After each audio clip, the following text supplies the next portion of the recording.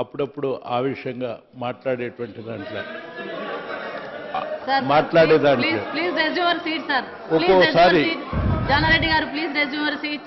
సరే,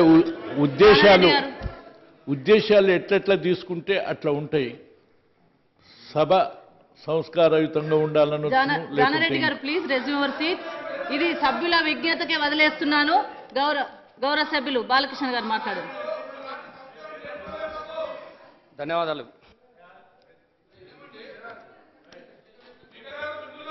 speaker madam, ఇప్పుడు sir Jana Reddy sir, దయచేసి మేము ఒకటే కోరుతున్నాం. పక్క సభలో ఏం జరిగింది?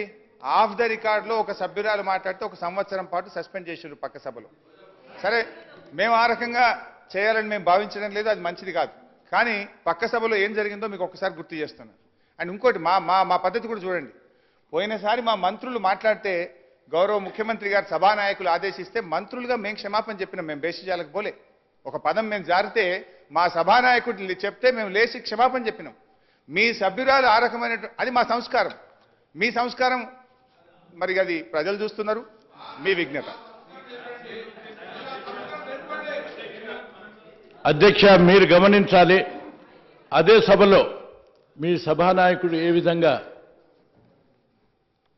మీ సభ్యులకు చెప్పి ఇతడా చేసుకోవాల్సింది, క్షమాపణ చెప్పాల్సింది చెప్పిండో, అట్లాగనే నాయకుడిగా నేను చెప్పి ఆ రోజు క్షమాపణ చెప్పించినాను, విత్డ్రా చేసిన విషయం మీ అందరికీ తెలుసు.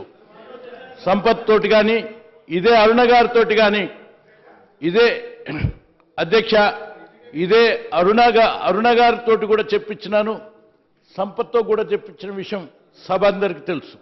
ఈ విషయాన్ని 1 మినిట్ ప్లీజ్, 1 మినిట్.